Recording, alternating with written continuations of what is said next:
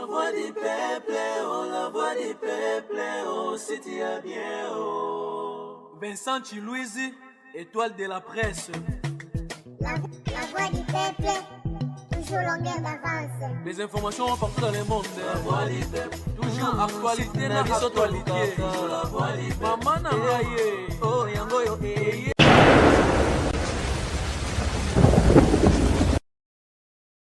Bienvenue sur la voix du peuple. Merci pour la confiance et pourquoi pas fêter aux alentours et pas nabiso. Bonjour et bonsoir. Ça dépend aux opportunités pour occasion pour nabiso. Merci pour les commentaires et puis les remarques nabino et ça la tout c'est comme Mambeba et Zala qui comme d'habitude de l'Obaka.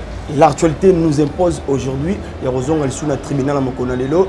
Oh déjà dans un Moroté, dans un Vincent Chilouizi, dans un citoyen d'Israël, n'a pas montré au là vraiment. C'est tous les actualités les cas. Tout autour, il y a la toile. Merci à Daryl Deonté, ça derrière la caméra. On a mon présence aussi à Gilles Vazolandonga. Pourquoi pas dans la régie finale Parousia et Sayo. Daryl Sosa, on a d'accord au fond déjà. Voilà. Vincent Chilouizi, Motena. Moté Advin Lutumba, Motena citoyen du ciel et puis Motena abonné na biso, bazota na biso et puis les non abonnés parce que c'est pas tout le monde qui nous regarde et ne bazo ba s'abonner pas na biso mais sur na biso zara ba s'abonner une façon de soutenir biso. Voilà. Citoyen du ciel Motena. Mbote Alvin Tumba, Mbote na abonné nyonso ya la voix du peuple, Mbote na équipe Mumba la voix du peuple. Tozongi lisusu ndenge actualité impose biso to kutana poto lobela makambo. Voilà. Vincent Chilouizi. Lelo to biso sur tout le monde na TV. Intervention sortie médiatique ya Maestro Fabogaz. On a mon qui sorti peut-être promotionnel pour l'album naé, mais tout le monde va dire naé ya ko ba été aucun artiste congolais a se retrouver dans la liste des meilleurs artistes africains. Impressionnant par rapport à ça. Impressionnant à Liboso eza tout le barra approche le bizarre. On est obligé parce que c'est de parler. D'abord dans l'ensemble des sorties médiatiques, je dirais que les sorties médiatiques m'ont raté. Voilà. Raté pourquoi? Parce que premièrement, et comme on dirait, il passe que pour faire des reddits. C'est des choses où on a souga yemoko, alors au monde il fallait pas ça à ça là. Tu comprends? Tout à l'heure la fois passée dans le bail que musique, tant dans nous embassé le on a pas j'entends ici. La bague musique à l'élo ça sous musique à polémique que genre que né agi kala we rajibe koto waze quoi koto vive la musique vous comprenez? Et musique na biso agi nourri na polémique et bano suka peka na communauté parce que ça dire ça communauté na biso nous avons plus concentré nango mais musique à l'élo ils ont direction mususu musique à l'élo ils ont direction ya sala musala bien na kondima na yo na positivité na yo na détermination na yo makamne au simba. Voilà. Donc c'est plus important ya roya oleka mais que osali obmis album faut ça la sortie médiatique moko boye net sur to ko attaquer ba tout moko boye pour créer oui c'est vrai makambo ya sali na émission na et puis si actualité le lot vendre pour net on bien na YouTube ngolo to matière mais matière en gros ça la 3 jours peut-être aux bénéfique pour la biso pour ba la biso to côté ça va vie mais si ko yé na côté il pense vraiment que sortie médiatique ça il lobby et quoi ajuster vente album na voilà na éviter yé mo ça conclusion pour na poser question il pense vraiment que sortie médiatique na ça il lobby et quoi ajuster positivement vente album là. Il m'a mis sa réponse par rapport à les cas qui lobby. Et puis na rosenga en tout cas j'ai beaucoup de respect pour la bakuluto biso de kuti na makambo baza bato ba salinzela baza bato ba s'imposer na makambo po bango bayaki bango bazala ki desa ke biso le loto ya. En tout cas je naza vraiment na respect makasi ya bakulutu nyonso basaka ba émission biso total na ba télévision mais na senga pe na bango et l'eau moko omoni système wana ya revendre na nie so muta ko sana TV fo batika mo voilà système wana ya ke oyambi invité au kosa alors on va mettre le kuta to invité à sali erreur parce que ça peut arriver aussi que invité a zo appuyer le moko boye mais le quoi eza bongo te mais pour invité au cantonner eza bongo so invité au sali erreur ba benga biso na lingala ba pandisa mo ya solo Tous ça pandisango ya solo. C'est-à-dire que nous sommes là, nous sommes les garants de la vérité. Nous ne sommes pas au milieu du village. Si. Que bon, à l'objet à l'erreur, à l'objet le couta, mais comme je vais être au milieu du village, la tiki a s'exprimer. Nous sommes là pour nous protéger au babeni vérité. Ce que la conscience na yo, so yebi que ma mouton zo le couta, pourquoi c'était? Parce que là on comme moi trop, au moins bela mouton, alors bela mo bo, ça dit que John mo loba. Et ça pour monter, il y a le couta to à s'alérer, moment bela mouton vendre hôtel là. Il y a un moment où les lobbies appellent ça soit disant penchant. Parce que nous vous permettre, par exemple, Fabregas à la télévision, l'émission en Afrique, tu as 10 meilleurs, tu as la Congolais, tu as figuré parmi les 10 meilleurs. Non, tu as le bamoté. Parce que là, il y a les 10 meilleurs, tu as la Congolais, ceux qui attaquent Congolais, Moko Azali. Non, le ballon habité, ne m'en a au salaire. Au moment où le bien à la tête, parmi les 10, parmi les 20, toi, la Congolais, la mission au bazar, comme il fallait pour pas. Toi, tu as la meilleure, la mission comme on a eu Kingandi. Non, ça dit, on a aussi les cas. Donc, en fait, on a un respect, on a vraiment ma casse. Mais là, on a aussi un bango, donc, tout le Ougandais, tu plaire Moussala. Quelque plaire battu. Voilà. Parce qu'à la fin, on s'est dit. Nous, on a les résultats. Moi, je ne me vante pas. Voilà. J'ai 296 000 abonnés. Si je ne faisais pas bien mon travail, il y a des abonnés qui ont raté. Je suis abonné qui ça marche chaque jour parce que,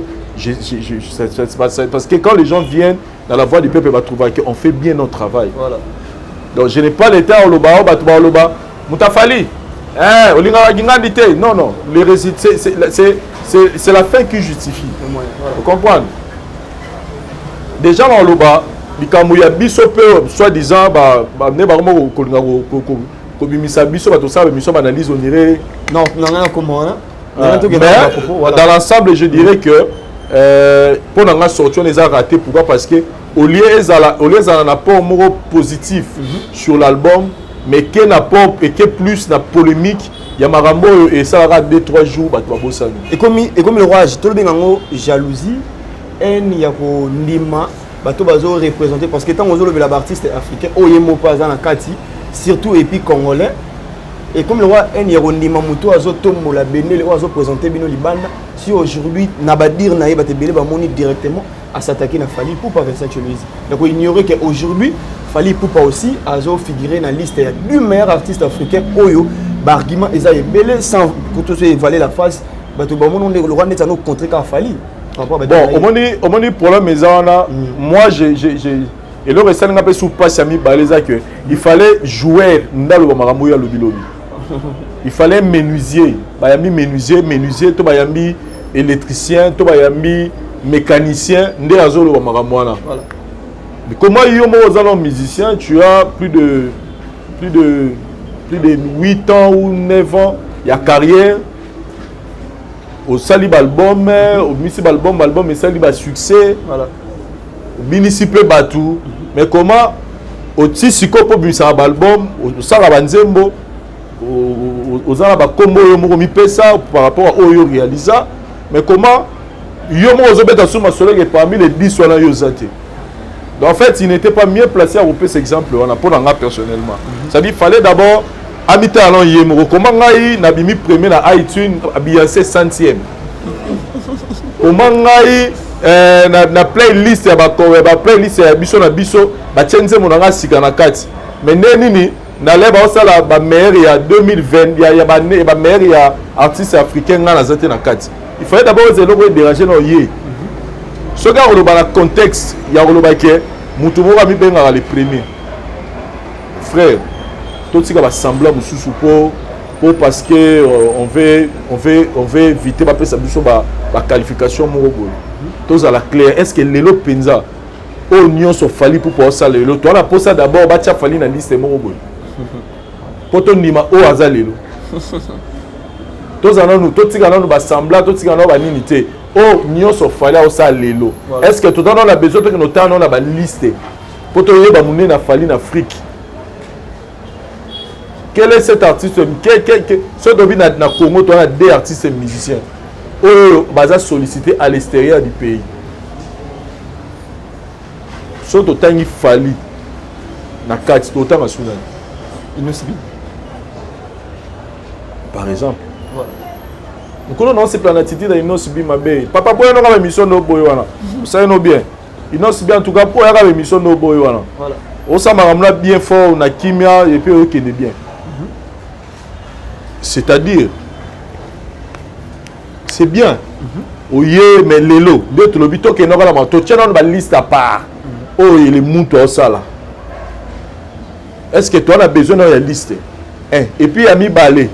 Ce peut être que maman va liste wana. To kuti yaza.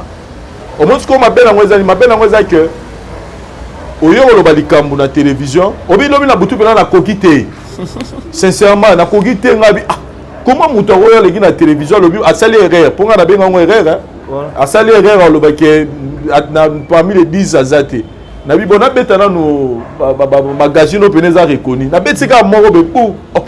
Na kuti il y a 2022 na classement fali pour pas 9e. Mais bato batika ki kaka le kaka boye ça ba yebisa eto ba ko chata couper te non nego olobi pour été falo lo baboye. Voilà. Père, c'est que notre frère aujourd'hui a réalisé la carrière naie. Sur vous avez un musicien, il faut respecter Fali. Pour nanga, pour un point de vue nanga. Sur nous un musicien, chanteur, vous avez la carrière. Sur ta carrière nego na biso na Fali pour pas. Ata ne babara ne loroté asa ye loroté mais ce que nous avons la conscience pena mutu otali carrière ya Fali il faut un peu du respect, il faut passer respect, il faut respecter carrière ya mutu wana place à bandi na place au azal lelo en tout cas il faut moi minimum quand il y a respect. Voilà. Malheureusement pour la mona on dirait que après on les émission ya frère nanga popo nous passe là je m'étais dit que on a besoin de comprendre que démarche on est importante. Émission pour la 5 pardon. Mais le la moni quand moi ça va émission papi mo mawala taka chapeau boé quand moi le ba wana ayo bandela ngo lisusu. Sur question to retourna. Après voilà, merci beaucoup Vincent Tunis. Fallait coupa en termes moni avec ma sur iTunes. Moni il faut le lot va comprendre le lot au moko. Alors le va on a biso parce que quand il parle de l'émission d'analyse, je me sens concerné directement. Voilà, comment Vincent Tunis. Poser une question. Voilà. Par rapport à Maestro Fabregas en général parce que ngam na présenter rappeur analyse, biso bata analyse, toujours bon ma album ya bato mususu pour l'intérêt ya ba musicien mususu. Vincent Tunis. Est-ce que démarche vous a vrai? Bon, et là c'est ngara bien na monique to tozala penza tozala penza to existaka alors c'est ngana bien ngona que to existaka tozala penza mais moi je dirais que biso tozala na te pour na bon album abatu voilà de l'autre bande go ta biso faut comprendre le moko génération la génération ya na ndenge na ngo sa musala biso la presse ya lelo qui jale le zati qui jale le ezate qui sopeka ezate biso ezali sala ba mérite na yo to ya gondima yo et puis biso to lo ba makambu selon ba réalisation selon makambu zo sala to ke to vérifier to moni nde to ye to lobby to sa gi jale lo te po boli misanga eza lo le noté na roya osengo mbatité na yo osengo mbongo te na roya lela yo nzala te na sa bulo na nde yo sa bulo no nga pe na sa bulo na nga et une analyse to lo makambu ndenge eza voilà. Dernièrement, on a eu citoyen du ciel attendaki na ba vente. Oh, il y a des petits sur là ba digit, il y a azaki aza premier item bien bien 500e. Ce token na ba blog ba télé ba nini ba blog ba téléchargement wana. Token kuta sur total on a attendaki. Fallait 13 millions. Voilà. Mais oh la ndaki azaki na combien? 9 millions je pense. 1 million. 1 million. OK. Depuis Congo ezala Congo. Musicien liboso depuis Congo ezala Congo, Afrique ezala Afrique. Musicien liboso o azui disque d'or certifié. Pour bango tout ba kosa biso. Ba bon bango ba kosa biso te ba producteur na ba kosa biso. Biso na bango ba kosa biso pa ba producteur na bango. Voilà. depuis musique et la musique en Afrique centrale, première fois que je disque d'or certifié. C'est cet artiste-là, Fally Ipupa. Voilà. Na quel nom on a vente? To quel nom on a vente à qualité? To zikara album na to bimisao nini comme album nini? Te Fally. Formule 7. To quel la Formule 7 total 13 millions à l'année 1 million. Vous comprenez? To yé na marambo ba disque d'or, to yé na marambo ya pour musicien tant au bis album il faut qu'il tourne. N'engue mettre Gim Saloba muto ya ni mamingi. Maître Gim Saloba, si tu sors un album, il faut qu'il tourne. Voilà. Nane Oyo, bilan, en Afrique, awa. Mais dans l'autre, il faut qu'il y ait une réalité. Voilà. Fally pour pas tourner combien de fois? Pour pas tourner sur nombre de fois, on a ce que on fait ça. On tourne sur pas appelé par sentiment. On tourne sur par rapport à la réalisation et par rapport à l'impact de l'album. Là, dans la budget, on a l'album à Fally, on a la banzela, dans le supermarché, partout, on a dans la balabala, dans la terrasse, on a la musique à Fally, voilà. C'est-à-dire par rapport à Makambo yo sali. Surtout quand on a musique, il y a tourner, on a combien de concerts Fally Betty, tu jusqu'à 2022, tu continues en 2023. Tu as un trophée. Tu as un stade de martyrs, tu as un fan virtuel. Quel est cet artiste de génération? On a relevé déjà des défis. Il y a un stade, il y a un niveau à 30 à Fally. Si tu as tourné Fally Sala, toi tu veux que moi je vais à la télé, qui milieu du village. Tant pis pour vous. Génération la Bisso, nous sommes là pour la vérité. Nous ne sommes pas venus, nous ne sommes pas là pour faire les guidjales loté. Au moment où il y a Betty Masolo qui est 20 ans, tu as tout le monde 20 ans, on a posté. On a posté la page. Vous comprenez? Donc, on va accepter les Bisso. On va accepter Bisso que nous sommes pas. Nous sommes dans cette Bisso, tu es dans mon pépé, la Bisso. Tu es dans la vérité. On se peut dire au yininga yokaka. Voilà. Vous comprenez? Mais moi je n'encourage pas Babylon. Moi je me dis aujourd'hui mutuna mutfaya va gagner place na yaza. Et puis c'est pas important parce que tokera na ke musikate album et bimi a. Est-ce que les lots pena to robeta ma solo ya rolobao biso to kumisara album moko to tika album mususu. Biso to tina ba consommer album nyos. Voilà. Et puis to lobarango. To lobago consommer album et bimi nyos so consommer mais si tu as mis dans Zéla, tu as dit que médaille est bétamine. Si tu as mis dans Zéla, tu as dit que Bibi est bétamine. Tu as dit que c'est pour ça que tu as milieu du village. Donc, le ballon que non, tu as mis album, mi-ange, mi-démon. Combien de fois tu as dit que c'est l'album qui cartonne? L'album est bêti, l'album a Watt est bêti. Et puis c'était la réalité. Et puis c'est la réalité. C'est comme ça que vous avez compris. L'album a Watt est bêta, l'album a Watt est kanga, l'album a catch. Voilà. Au leka pour l'album a Watt. Au leka wapi. Au côté wapi. Bar, boîte, terrasse, fête, si ton union, leka au l'album a Watt. Bisson a kina. Voilà. Mais si vous avez bimi to lobby que ezo beta o to komi album wa dusu non to komi album mutute l'album la bino pesa la succès pour beta biso thème to yo pesa un succès.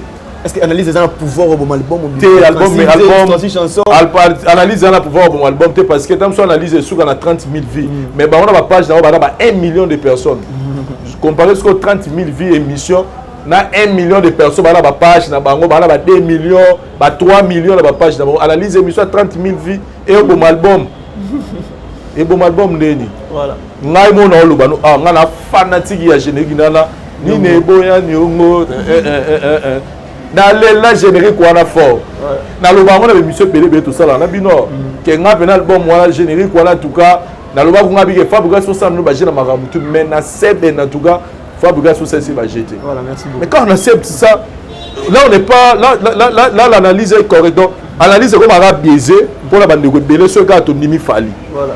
Ton nimi tenir ni ta maman, on met ta concert les 17 ans pour dire que on n'est pas là pour nous flatter. Pour ça qu'il n'a pas besoin de flatter musicien. Dans le gars Fally est bien habillé. Non, dans aux événements pour nous pour ça la commentaire dans le tribunal pour la monde n'est ni voilà frère bizorobe bimi a ngana gina poto la bini kutu bizorobe une émission a dit il faut ndende wana bato bamona wana ezaki analyse te na lobby awa nani kombe ya fia ya selo nga na betela maboko na émission ngabi kombe ya selo en tout cas ba vie c'est bon wana ezaki analyse te en fait les gens hein en fait moni bato mon pépé mais récemment quand on a l'hôpital on a moi abonné on fait bien notre travail donc pour conclure moi je dirais seulement dans le biso musique à l'élo ils sont sous importante il y a rien à biloko wana ba retirer il y a kabete sur l'album là moi je sais que Fabregas c'est un bon artiste musicien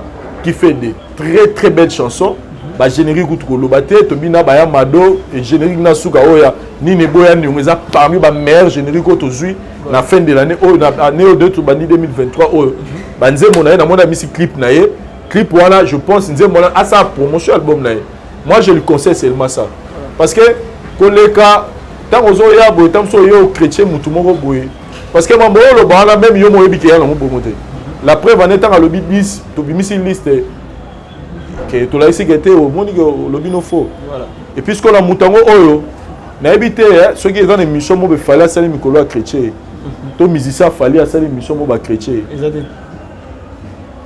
mais pendant que yo zo lo ba que mamba les premiers mais yo mo na télévision yo linga to reconnaître que yo za maître maestro ngana maestro ba faut pas reconnaître que yo za maestro à musique mais au lingo nima bon mutu mususu ami lobelate to bato ba lobelate mais yo lingi to reconnaître que aux maestro donc tu dis quelque chose et son contraire au même moment voilà merci donc beaucoup moi je trouve que dans la biso Fabregas to linga tellement mingi ah na conseil kana pesi système voilà na musique et simba souté ya ba clash wana voilà merci beaucoup citoyen d'ICN est-ce que vraiment est-ce important sortir médiatique ya maestro Fabregas kotaké ba musicien na ba chroniqueur c'était pas important hein voilà auto d'un album gomme il serait mieux à ça la coutu nini promotion et album na e moni émission le rôle ya papi mo mais la tribune mo nene za vitrine mo et otali sa yo fala beta aya tala ba guitare ba yemba ta banzembo gomme alors Alvin Tumba photo to me go chata mo base hein voilà c'est très important to cha base tozo on gamba ba liste on a mo mukie avant c'est très important voilà alors faut ebisa ba téléspectateur na biso na ba artiste musicien na biso que ba liste et ça la mara sur base à ba critères morobo est bien défini et puis chaque organisation a dans ba critères na voilà tu vois so ba misusu ba tchara ba vente comme critère ba misusu ba tchara influence il y a artiste na musique na ba misusu ba tchaka peut-être na roba année de carrière comme critère et puis succès à na ngona nini impact aux musiques na ils ont impacté sur la vie à bas jeunes donc ba misusu pe ba rotsa ba critère na par rapport à voix que non ou à voix kitoko ou musique ne betara donc il faut rotsa ba base classe wana faut eba alors ba liste tant le bailo na to mais qui vraiment rotala ba marambe belé faut ko revoir d'habiter liste nini ou ya talaki tu vois ils ont une liste morobo EP il y a ba artistes africains de tous les temps tous un artiste congolais Moraza voilà peut-être pour longtemps à communauté artiste congolais les listes de tous les temps t'es autant à communauté ils ont 2000 et autant en 2022 voilà bah artiste ils ont magazine moro magazine en comme on Vudaf la magazine moi dans Los Angeles et traitaming maramba il y a africain et publié à Kiaou et puis sur Otali liste moro il y a Rolling Star et où obi makalaming itawa na États-Unis tout le monde a artiste na biso moko ya Congo parmi le top 200 il y a ba meilleur chanteur de tous les temps tu vois il y a monde voilà Abima Taboulay papa Mso Taboulay tu vois et puis sur Otali liste mususu il y a magazine Map 24 et Misaki on comprend les critères hein, ils sont différents Map 24 et Misaki 15 meilleurs artistes africains mais liste on est basée sur vue sur YouTube et Bimaki le 14 janvier 2023 la liste là nous avons deux artistes représentés nous avons Inos B qui soit la 6e la liste là et puis Fali pour pas 4e et puis liste il y a Forbes et Utobima Kalamingité et même en 2023 Misaki les 50 personnalités influentes d'Afrique Fally Ipupa figure dans la liste. Voilà. Alors, il faut qu'on aide des artistes à comprendre que il y a une liste parce qu'il y a des listes que moi aussi j'ai vues où je n'ai pas retrouvé le nom de l'artiste comme Fally. Il y a aussi le nom des maestros Fogaz. Non. Parce qu'il y a des critères. En tout cas, la Mégota la 2014. La Mégota 2014, na monité, na qui a parmi les musiciens influents ou les musiciens top en Afrique. Mais j'ai quand même vu que Nze Mounae Moro, générique Naïa Mado, ça fait partie de l'année 2016, je crois, si je n'oublie pas. Ça fait partie des chansons congolaises Oyo et Betaki na Libanda pe na mboka na biso makasi. Tu vois, photo cha bazwana. So nazongi na question na yo.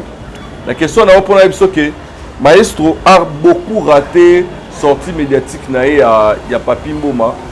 Il y a dimanche. Pourquoi? Parce que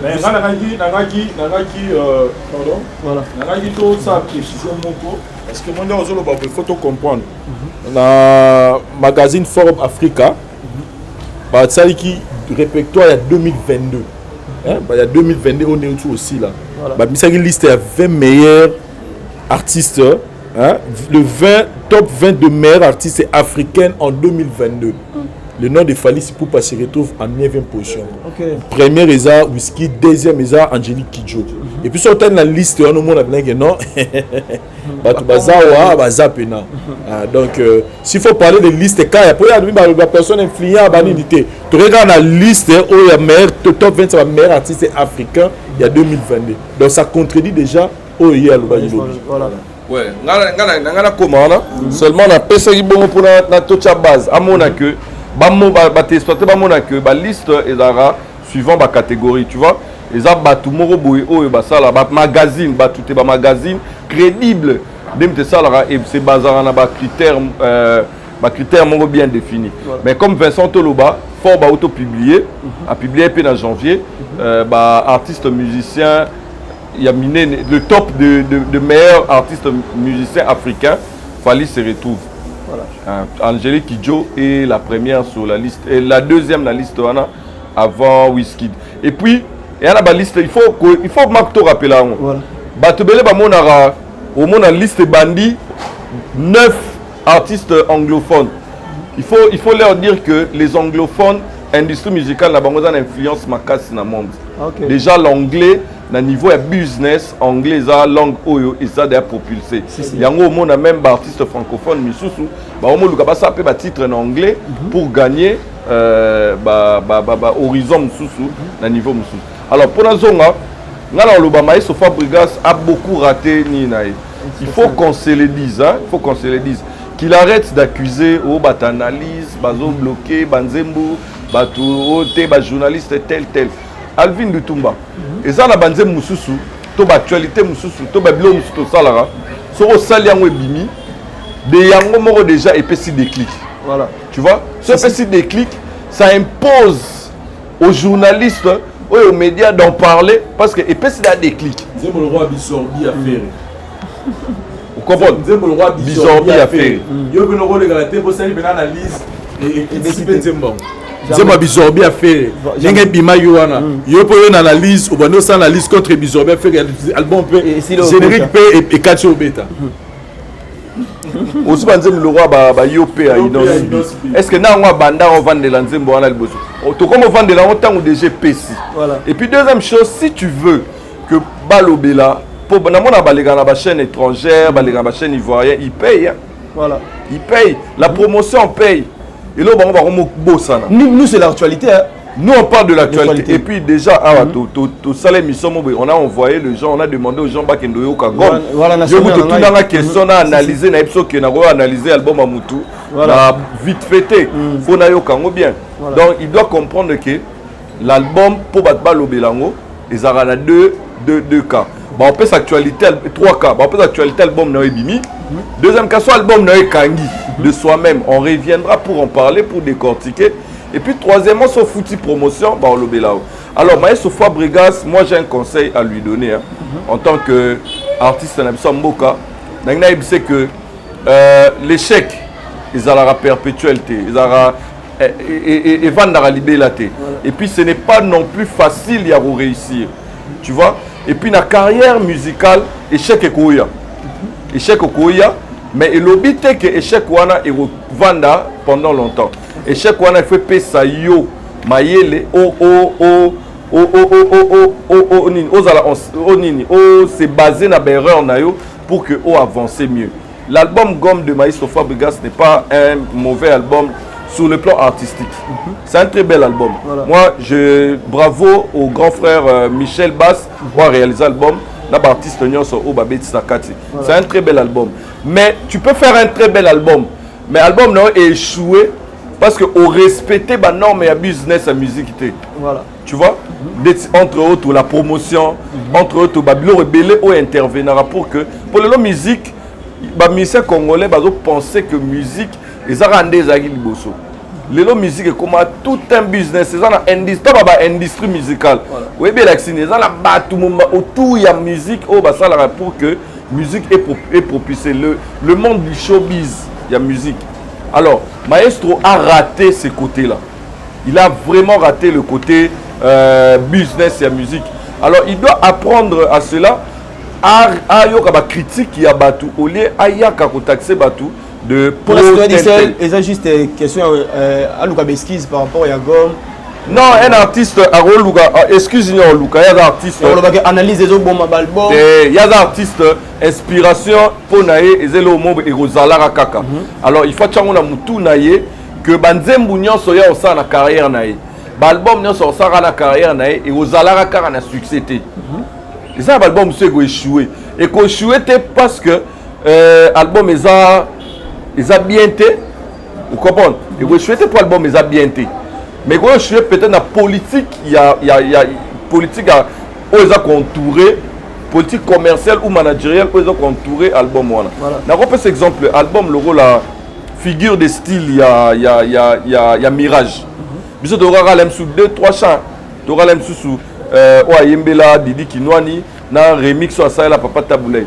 D'abord album un très bel album hein? Voilà. Mais échoua pourquoi? Échoua en entièreté pourquoi? Parce que après que c'est la grande promotion quand on l'a appelé Ayana Kin, il n'a pas voulu peut-être dans la démarche administrative dans poto, il n'a pas voulu qu'il y ait directement na Kin et album est là. Voilà. Et puis il y a de très bels albums na Congo au pays au Canada. De très bel album. Dans le album sur le album le roi Soleil Wanga. Album Nel Bosso Zarana Nzembo Morowana Fait de Laurier. Deux albums Soukan album Lutumba. Mais échoua pourquoi? Parce que la politique ils ont accompagné l'album Wana il a daté. N'appelle ça sur exemple Moussou est choqué bat. Deux albums le roi Libre Parcours. Libre Parcours où ils ont des musiciens il y a Fali Poupa. Tu auras générique. Na moi je prends Nzembo Chief Kalombo, il y a Junior Moto quoi. Mais en entièreté l'album n'a pas joué, l'album est simbaté. Voilà. Pourquoi? Parce que ma compagnie qui album monate n'engue ba. Et puis deux autres chrétiens, il faut préciser deux autres chrétiens Maestro Fabregas. Papa Tigeli Ban Nzembo ba kokina ba monter ba te bilé ba jijan ko kabaki la Fali Poupa. C'était moment à ça important puis Nzembo. Bon. Il n'a pas bien ça la concurrence na ba tuna Congo te ya ça la banda. Mais ba nyongo wana même nyongo wana il a pique pour la mutumo ya 4. Tu vois? Donc Maestro Fabregas, tu es un grand artiste cause à la faiblité parce que mon album est autres simbaté. Voilà, album est un mois. À réactiver. Voilà, à réactiver album. À l'équipe, la moniteur à l'équipe ici au chrétien. Parce que cette émission, je te dis, il n'a rien dit de lui. Voilà. Il n'a vraiment rien dit de son album. Il a parlé que des autres, il a donné que des leçons. Oh, bah, leçons, oyo, et bimisié, et kitisié, moi, mouké. Donc, Maestro Fabregas, met ton temps dans travailler, album, mais qui toko, travailler, promotion, album, sur le monnaie, bah, l'obélate, bah, fout à rappeler promotion.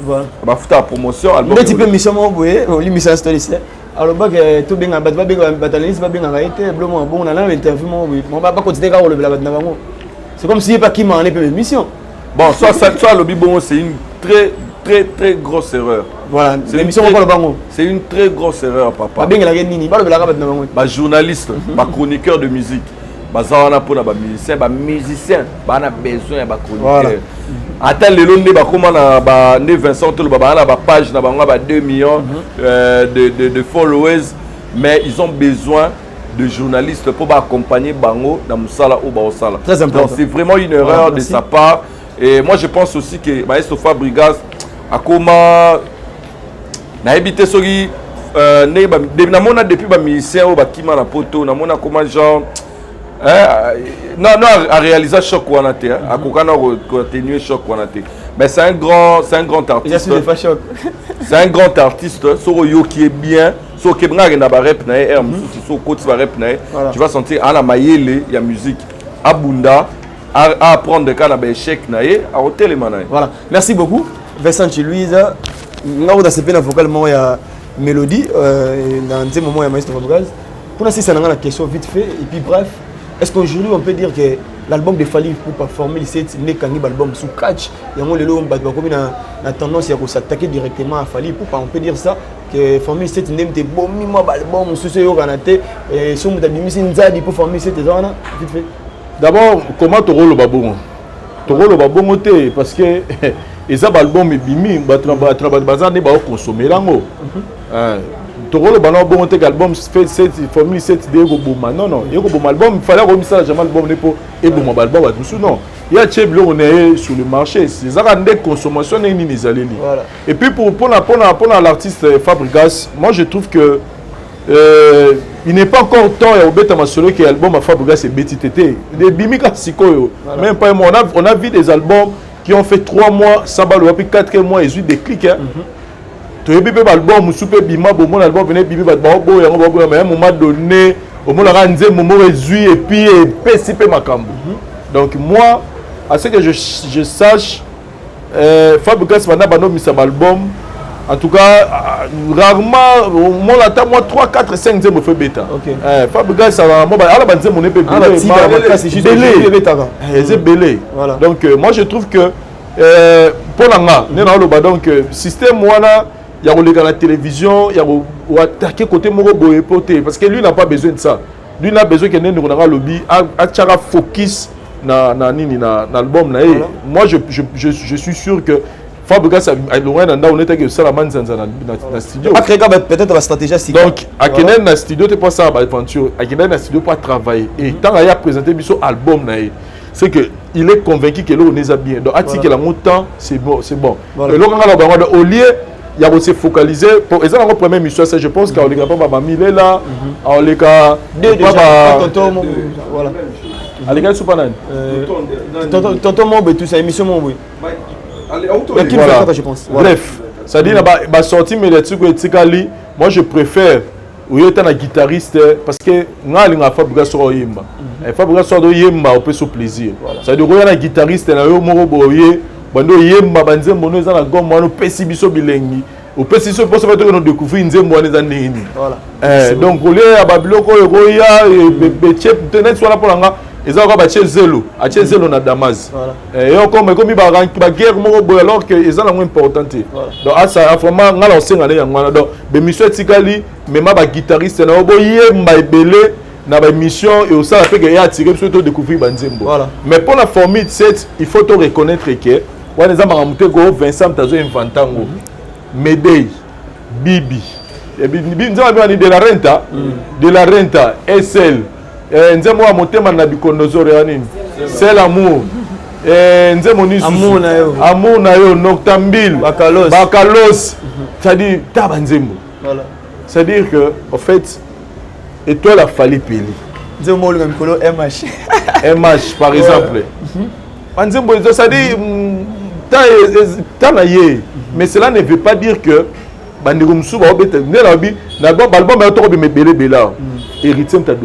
voilà merci beaucoup album le toro mais bela héritier ta dominaki album mais bano beta beta lango mais héritier dominaki et ça la bongo si on pene album bibi faut comprendre que fallait ta dominer na ole maman na inventé té toquer la non na sondage partout na ba bar na ba boîte na ba fête na ba nzela toquer na ba vente au coup on a le visa vrai ils ont compris batu ba accepter quand ils ont la montagne fali et mais cela n'empêche pas que bango pe ba yo ba album na bango voilà merci héritier ici la période moko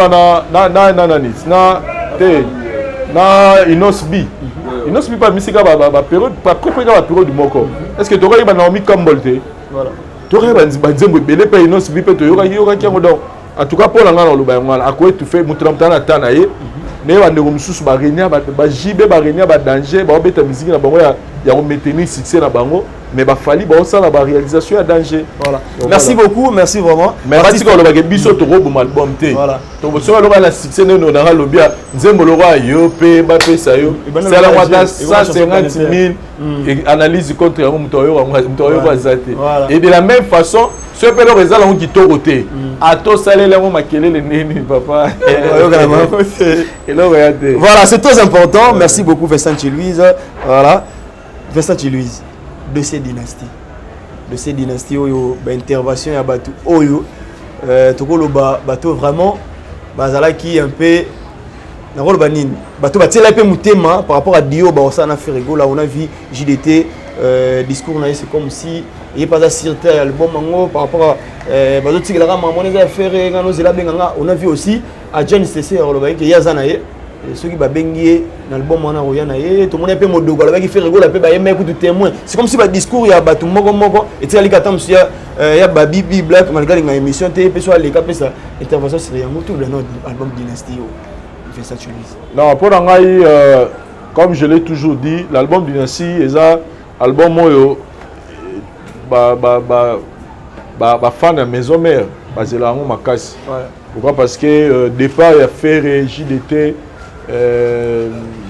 Bill ils ont départ mon boy choqué les fanatiques à maison mère parce que en ce moment je vous dis que maison mère comment on a force mon boy il y a qui au saranaté là bas tout mais c'est là sur la tindiga lokito donc ils ont logo ba tout basé là en haut ils ont logo initiative au faire rigolo la joie ils ont initiative géniale koto mona sous Bill koto yo Céléo koto faire JDT Babino Badjani c'est-à-dire ils ont album vraiment ils ont rencontré pour ça à battre et ils ont satisfait pour ça à battre mais écoutez tout ce qu'on est en train d'écouter là Banana Babil il y a Jackie JDT Adjani tout ça banini bon moi je dirais seulement la Ferrego là c'est que Bisso en tout cas ils ont Bisso va chroniquer ils ont mélomane la bonne musique toi la pour cet album moi là Bisso penane to vandi boy so penane dans album to zela Dynasty voilà donc là to la muka to revendre tout monde a pena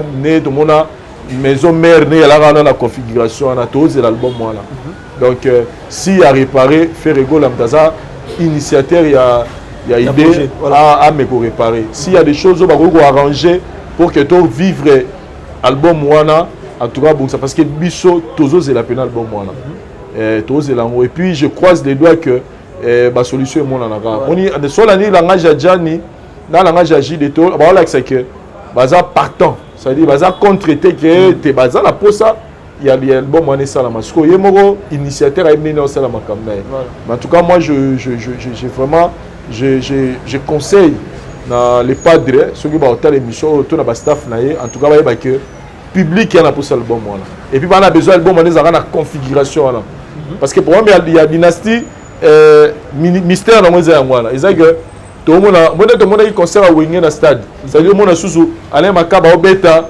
Marcel Koto yo passer Boussangi la Koto au moni we la JB c'est le bout Adolphe ça dit ba tu bando rêver lo ko la ba mona ko na maison mère peut oser le lo ko na donc il t'a alors moulaï ce sont ses frères ba ko we ba ne ba ko arranger pour album bête lo ko na bolo ba ngwana il y avait une date changée il faut tout le bas en vérité faire ça tu lui par rapport à l'album Dynasty tout le bas où il y a des années Dynasty continuité à dire faire rigolo là tout il y a Dynasty autobus tout le monde la grève ministère parce que là tu as changé faut te préciser et ben il y a mon dans la page dans la qui va communiquer sorti en haut là tu qui sait peut-être Mais d'être maintenant tu peux se mettre les bossos. Cassian de l'obit. Qui sait peut-être d'être tu peux se mettre les bossos, faire à décider qui que Ebimara bongo. Ebimara bateau et Yemina bon. Mais peut-être après il s'est dit j'ai des tas importants. Adjan est important. Faut pas y aller. Qui sait? Donc moi je pense que ceux qui n'ont pas Modogolo qui sait peut-être que Ferra il s'est dit que il faut battre à la base là. Donc moi en tout cas je le dis tout haut. Ceux qui je fais c'est un grand chanteur. Ça ça la biso exploit danger, danger à Yemba Marambo. Donc faire à tu vas mettre à l'isoloté. Lui-même peut faire l'album il y a danger Toyo quand on après ça faire. Mais moi particulièrement après ça biso déjà aussi to rêver. Donc toi après ça to la mukate et tout le monde réagit d'autre. Voilà. Merci beaucoup. Citoyen du ciel. Il nous reste 3 mois parce que nous sommes en mois de mars. Juin awa to yebaki déjà que le 24 Ferrego la Olivier mon bangé na concert na stade de Martyrs. Si tu es dit est-ce que tu peux sentir bien que concert en Mozoya par rapport à la promotion par rapport à Yundu Sapinande alors événement Mozoya parce que stade de Martyrs les a blagué. Bon par rapport à la promotion tu sentir voilà. Mais tout le monde a quand même journaliste ou communiquera sur l'artiste Ferrego là, à tout moment que Stade des Martyrs. Et puis jusque là, depuis Ferré a annoncé Stade des Martyrs, à ta affiche officielle, où il a annoncé concert et Bimate. Donc c'est déjà un problème de communication. Voilà. Et 3 mois, ça peut paraître beaucoup. 90 jours. 90 jours. Mais ça peut mouquiller parce que déjà, dans le temps où tu à part Bizorbine des Obeta, actualité, ma cassure qui accompagné Stade Douana et Zouzalate. Tu sais l'album, l'album est reporté pour des raisons au Vincent Autobimissa. Tu as supposé que au Vincent Autobimissa. Mais je pense que le groupe ou l'artiste Ferrego là doit réanimer encore son équipe pour que c'est la bangé la promotion. On attend. On veut pas qu'on ait vite en besoin pour analyser vite. Peut-être que bah dans Caneva na bango, bah na chronogramme na bon bah quand est-ce que bah on va. Mais dans une expérience moko. Le concert précédent Eutoleka, après il a fallu, il y a hérité Watanabe. Tu vas n'importe aucun honorable. Tozela.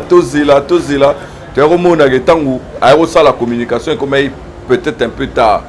Tout le monde a un résultat. Le monde va concert à miner les bons vraiment communication, il y a bien. Tout le monde a une signature, il y a un sponsor, un partenaire, tout le monde a bon, signature, un sponsor au fur et à mesure, mais même net communication, il y a billetterie. Voilà peut-être quoi, mais là, on a capital, mon frère. Sauf que même la page, il y a l'artiste Ferrego là. Tu ne verras pas une affiche annonçant clairement le concert de Ferrego là au Stade des Martyrs. Ferrego là a annoncé le concert dans la conférence de presse dans Poto.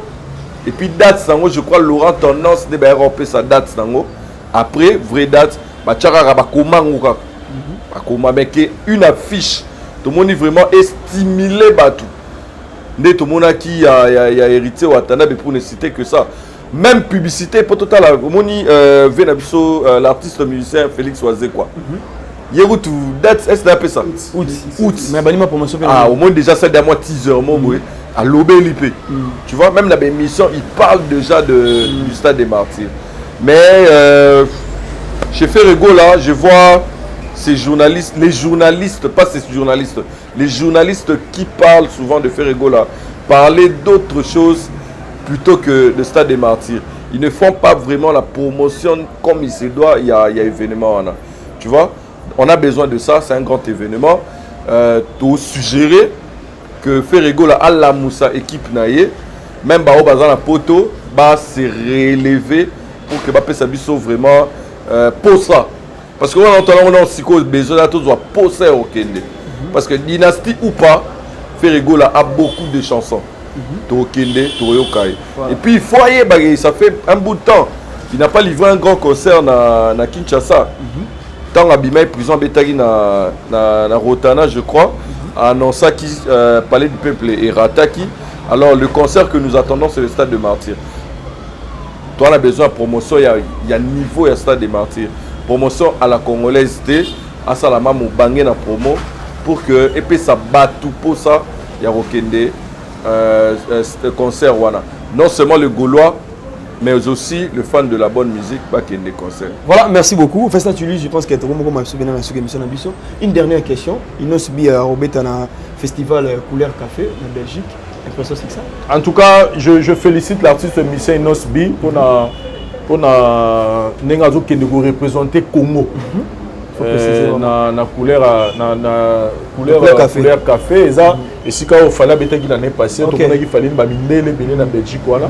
Donc cette fois-ci c'est Inosbi nemta aromema bendele na bendele à Congo kuna donc côté spectacle côté show ils sont suivis Inosbi à Zamakasi dernièrement tout le monde aime beaucoup na Bukavu je pense na Mani et puis quand ça va bêter na Kindu Mboule et Pétamé au senti que bandeko babo okende so moi na concert ba telemi babo okende de ba bina donc show eza au saranate de lenga musique eza tellement que ba babité tokete donc pour ce côté là je sais que Inosbi a sepelisa biso parce que jour on a Congo nemte aux ala représenter et puis déjà fonctionnement ne mikolo kanga na on les la mo fort. C'est comme si Inosbi, après, parce qu'il y a un clash, tout ça, mais c'est comme ça que moi, c'est aussi. Ah, le but, c'est le fonctionnement Inosbi. À combien de concentration mission, banini, banité.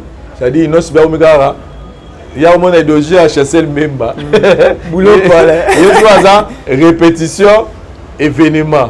Répétition, événement. Répétition, événement. Là, on est là, Inosbi, il y a des missions, il y a la page, Agebeta quelque part, Agebeta quelque part, donc idéologie non si bimikolo non le long mabe. Répétition, événement. Répétition, événement. Banto lingande ya mwala. On sait un peu de temps. Voilà. Merci beaucoup. Tout comme on a souka fait Saint-Louise. Mais dans le lobby moko il y a lobby par rapport il y a date, il y a concert, il y a ferré. Moi je dirais à niveau la biso, tout c'est limité dans nous na c'est la promotion, il y a événement là.